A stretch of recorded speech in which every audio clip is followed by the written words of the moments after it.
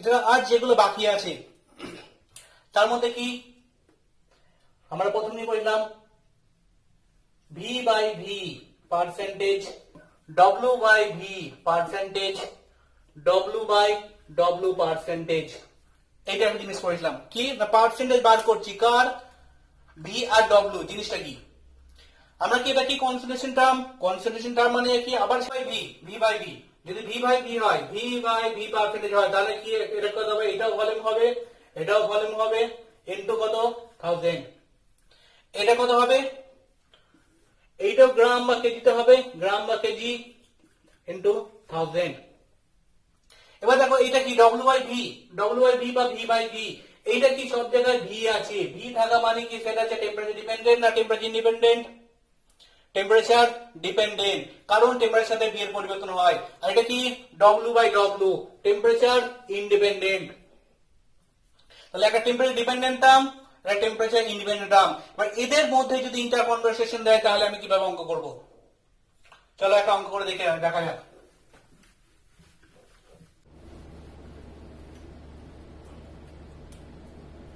A sugar solution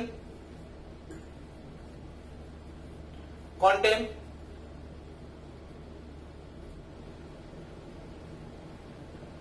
10% W by W। Percentage কত দিয়েছে, W by W 10% দিয়ে আছে। Find W by V percentage. Temperature independent, temperature dependent. তাহলে আমাকে কি নিতে হবে, কি থাকতে হবে, ডেনসিটি যেটা বলা থাকবে। ডেনসিটি বলা আছে 1.2 গ্রাম পার লিটার, যারা দিয়ে গ্রাম পার লিটার বা ml যা খুশি এটা দিয়ে আছে। ক্লাস 11 এর অঙ্ক, এটা টপ চ্যাপ্টার অঙ্ক। তাহলে আমাকে কি দিয়ে আছে, 10% W by W দিয়ে আছে। ফাইন্ড কি W by V। পরের অঙ্কটা আমরা এইভাবে দুটো কলম করে নেবো, এরকম করা যায়, এরকম কলম করে দেবো। 10% W by W, 10% W by W means 1000 gram solvent, solution content কত, 10 গ্রাম solute। 100 গ্রাম সলিউশন 10 গ্রাম সলিড কন্টেন্ট করেছে। তাহলে আমাকে কি বার করতে হচ্ছে, W বাই W। W টা কার, সলিড বাই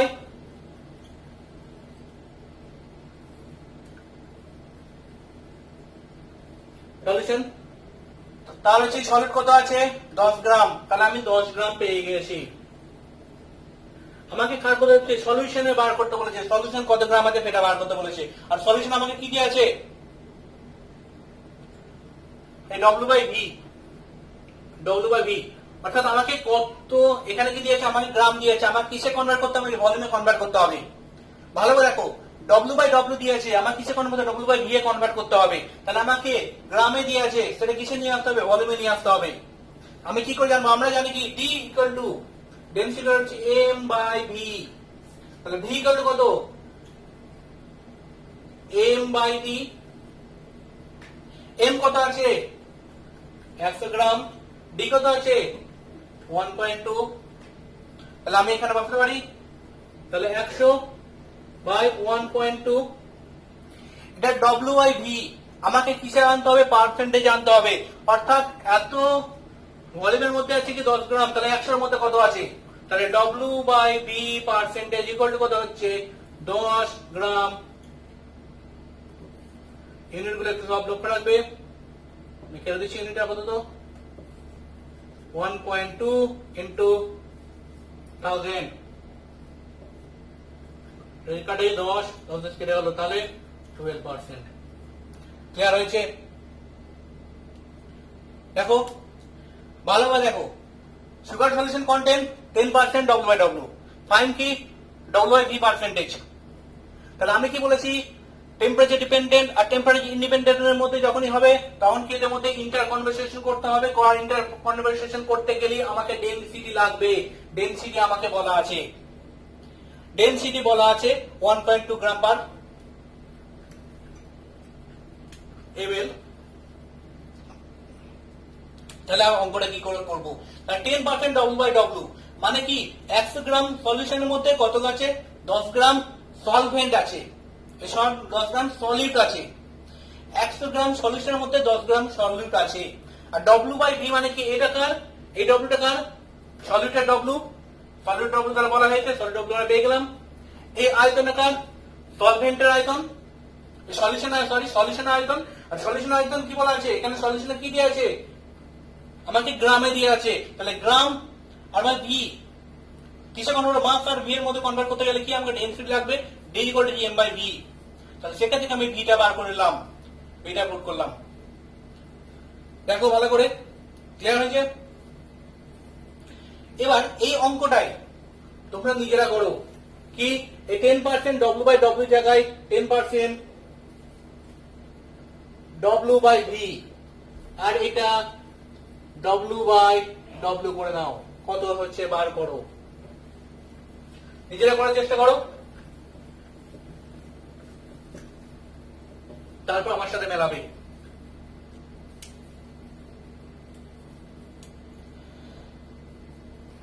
%10% W/V মানে কি? 100 ml এর মধ্যে আছে 10 গ্রাম। W/W, সলিউটের W আমি কত পেয়ে গেছি? 10 গ্রাম পেয়ে গেছি। তাহলে আমাকে সলভেন্টের W বার করতে হবে, সলিউশনের W আমাকে বার করতে হবে। সলিউশনের কি দেওয়া আছে? V দেওয়া আছে। আর আমরা V মানে কি জানি? m/d, সরি একই ব্যাপার ছিল, এগুলো m/v। তাহলে m ইকুয়াল টু কি পাবো? d into v। d কত দিয়ে আছে? 1.2। v কত আছে? 100। তাহলে সলিউটের W আমরা পেয়ে গেলাম। তাহলে W/W পার্সেন্টেজ মানে 10 গ্রাম বাই কত? 1.2 ইনটু 1000, সঙ্গে এটা কত? পার্টনার মানে 100, তাহলে কাটা গেল, তাহলে 100/12। এটা কাটাকুটি করে নেবে, 7/84, 8/96, 8 পয়েন্ট সামথিং, 8.96, 3/36, ওই 33 সামথিং এরকম পাবে, 8.33। দেখো দুটো অঙ্ক পাশাপাশি রাখো, পাশাপাশি রেখে নিজেরা একবার চেষ্টা করো ক্লিয়ার হয়েছে কিনা। হয়েছে? তাহলে মুছে দিই।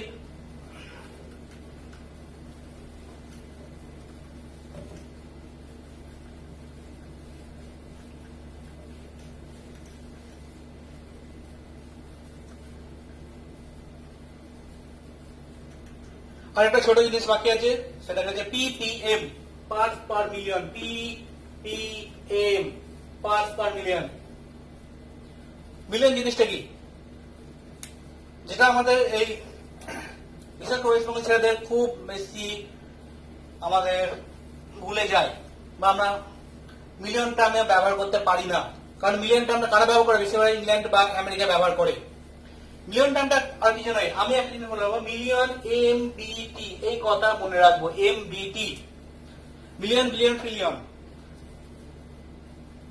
যেটা আমেরিকা বলে না অত বিলিয়ন ইকোনমিক্স, এত বিলিয়ন ইকোনমিক্স, এত ট্রিলিয়ন ইকোনমিক্স, সেই জিনিসটা। এটা কি? এটা আর কিছু নয়, একটা নাম্বার, না কিন্তু নাম্বার। এটা হচ্ছে 10⁶, এটা হচ্ছে 10⁹, এটা হচ্ছে 10⁻²। MBT কি মনে রাখবে? MBT পরপর কানেকশন কি? 3। MBT পরপর কানেকশন 3। 3টা কার? 10 এর মাথায় অ্যাড হবে। তাহলে মিলিয়নের সাথে 3 অ্যাড করব, বিলিয়ন পাবো, বিলিয়নের সাথে 3 অ্যাড করব, ট্রিলিয়ন পাবো। But MBT, parts per million জিনিসটা কি? কোন কোন ক্ষেত্রে সলিডের পরিমাণ খুব কম থাকে, সলিডের পরিমাণ খুব কম থাকে। ধরো এই ওয়াটার, আমরা যে পাইপ লাইনে যে ওয়াটার দিচ্ছি, কল থেকে ডাইরেক্ট কল ব্যবহার করছি, সে কলের জলে কি থাকে? আয়রন থাকে। আমি জানি আয়রন থাকে, এটি থাকে। এপি কতটা আছে, এপির কন্টেন্ট কতটা আছে, সেটা যদি আমরা পার্সেন্টেজে বার করতে যাই বা মোল ফ্র্যাকশনে বার করতে যাই আমরা জীবনে পাবো না, কারণ সেটা কি খুব লেসার অ্যামাউন্টে থাকে। তাহলে এই এপি কে জানার জন্য আমাকে এই পিপিএম ব্যবহার করতে হবে। তাহলে মিনারেল গুলো আমাদের জানার জন্য কি করি, আমরা এই পিপিএম ইউনিট ব্যবহার করি। তাহলে পিপিএম ইউনিটটা আর কিছু নয়, আগেরটা যেমন আমরা পার্সেন্টেজ ইউনিট করলাম, W by V, V by V, আর কি ডব্লিউ বাই ডব্লিউ। এই যে যেগুলো পড়লাম এগুলো পার্সেন্টেজ যখন পড়লাম তখন কি ডব্লিউ বাই ভি ইন্টু ভাবে লিখলাম, ভি বাই ভি পার্সেন্টেজ কত ইন্টু লিখলাম, ডব্লিউ বাই ভি যখন পড়লাম ডব্লিউ ডব্লিউ ইন্টু 100 লিখলাম। এবার কি পার্টস পার মিলিয়ন, যখন মিলিয়ন বলবে, পার্টস পার এম যখন বলবে তখন কি 100 জায়গায় কি লিখবো, W by V into 10 to the power 6, V by V into 10 to the power 6, W by W into 10 to the power 6। দেখো এটা কি পার্সেন্টেজ, এটা কি মিলিয়ন টার্মে। কারণ কোনো প্রবলেম থাকলে বলো। এটা হচ্ছে ইউনিটলেস, মোল ফ্র্যাকশন এটা ইউনিটলেস। এই যে এর সাথে এই ছোট্ট যে জিনিসটা বাকি আছে কনসেন্ট্রেশন টার্মে, যেটা আমাদের খুব একটা বেশি কাজে লাগে না কিন্তু আমাদের পড়তে হবে, সেটা হচ্ছে ফর্মালিটি।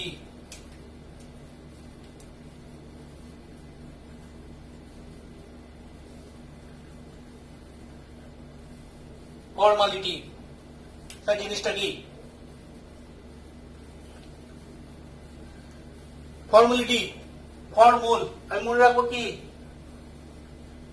ফর্মুল সলভেন্ট কত 1 লিটার সলভেন্ট, সরি সলিউশন, খালি দুটোর মধ্যে কনভার্সন আছে। ফর্মুল 1 লিটার সলিউশনের মধ্যে যদি যত ফর্মুল নাম্বার ফর্মুল যদি থাকে তাহলে তাকে আমরা বলবো ফর্মুল, ফর্মালিটি। স্যার ফর্মুল জিনিসটা কি, ফর্মুল আমি এটা মনে রাখার জন্য বললাম, ফর্মুল মনে রাখবে কি, formula weight, number of formula weight, number of formula weight, ঠিক আছে। জিনিসটা আমাকে দিয়েছে 100 গ্রাম NaOH দেওয়া আছে, 100 গ্রাম NaOH, এর আমাকে NaOH এর নাম্বার অফ ফর্মুলা ওয়েট বার করতে হবে। ফর্মুলা NaOH আমরা যে ব্যবহার করছি NaOH টা আছে, এটা তার ফর্মুলা। তাহলে Na এর একটা যদি Na থাকে, NaOH থাকে, তাহলে এর টোটাল ওয়েট কত হবে, আমরা যে বার করেছি 50 গ্রাম পার মোল। তাহলে 50 গ্রাম পার মোল NaOH, NaOH হচ্ছে কি একটা ফর্মুলা, আমাকে যতই NaOH দিক না কেন তার একটা NaOH এর এইটা ফর্মুলা। NaOH কি বলে, কস্টিক সোডিয়াম কস্টিক পটাশ, বলে যাচ্ছে একটু দেখে নেবে, তার ফর্মুলাটা এটা। চিনির ফর্মুলা, চিনির molecular weight, sorry molecular formula C6H12O6। তাহলে আমরা যত চিনি দিই চিনির ফর্মুলা ওয়েট একটা ফিক্সড, NaOH এর ফর্মুলা ওয়েট ফিক্সড। তাহলে এই ফর্মুলা ওয়েট এইটার মধ্যে কত গুণ আছে, তাহলে এইটার মধ্যে 100 গ্রামের মধ্যে কত গুণ ফর্মুলা ওয়েট আছে, তাহলে কত গুণ আমরা পাবো কি, সেই given mass by formula weight 50 কত হচ্ছে 2। তাহলে ফর্মুল কত হচ্ছে এখানে 2। তাহলে এই 2 ফর্মুল বা 2 ফর্মুলা ওয়েট যদি 1 লিটার সলিউশনের মধ্যে ডিসলভ থাকে তাহলে তাকে আমরা কি বলবো, ফর্মালিটি। যত ফর্মুল বা ফর্মুলা ওয়েট ডিফল্ট থাকবে, যত নাম্বার ফর্মুলা ওয়েট ডিফল্ট থাকবে তাকে আমরা ফর্মুলাটি বলবো। এদের ফর্মুলাটিটা আমাদের খুব একটা কাজে আসবে না, এটা আসবে চ্যাপ্টার শেষে যখন ভ্যান ডার ফ্যাক্টর আসবে বা ভ্যান ডার ফ্যাক্টর পড়বো তখন আমরা এই জিনিসটা আরেকটু ডিটেইলসে পড়বো। এখন আপাতত এটা মাথায় রাখতে হবে না, শুধু মনে রাখবে ফর্মুল 1 লিটার সলিউশন, ফর্মুল পার 1 লিটার সলিউশন। ফর্মুলাটা কি, একটা যে কোনো ফর্মুলা যা দিয়েছে তার ফর্মুলা ওয়েট। মনে রাখবে এই ফর্মুলা ওয়েট আমরা সাধারণত বার করি যারা ইলেকট্রোলিসিস করে, যারা কি আয়নে ডিসলভ হয়ে যায়, আয়নে ভেঙে যায়। আয়নে কারা কারা ভাঙে? অ্যাসিড, সল্ট আর বেস। অ্যাসিড, সল্ট এবং বেসের ক্ষেত্রে আমরা ফর্মুলাটি ব্যবহার করি, বাকি আদার্সগুলোর ক্ষেত্রে তেমন ব্যবহার করি না। ক্লিয়ার হয়েছে? তাহলে আজকে আমরা কনসেন্ট্রেশন টার্মটা পুরোটা শেষ করলাম। তোমরা কি করবে, এই কনসেন্ট্রেশন টার্মগুলো একটু ভালোভাবে পড়বে এবং এদের ইন্টার কনভারসেশন যে ম্যাথ গুলো আছে, ক্যালকুলেশন গুলো আছে, সেগুলো করে রাখবে। তাহলে আমাদের জিনিসটা আরো সুবিধা হবে। ক্লাস 12 এর চেয়ে ক্লাস 11 এর বইয়ে এই ইন্টার কনভারসেশন গুলো আরো ভালোভাবে পারবে। আমি কি মনে রাখার জন্য একটা চার্ট করে দিচ্ছি। এই চার্টটা মনে রাখলেই আশা করছি আমাদের মধ্যে হয়ে যাবে। কি মোলারিটি মিন্স মোল per litre,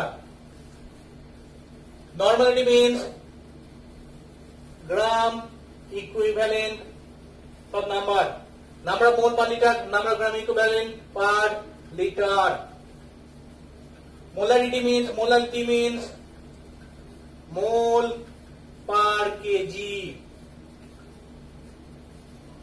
Formality means F, formatic F দ্বারা ইউনিট করা হয়, এটা per mole per kg।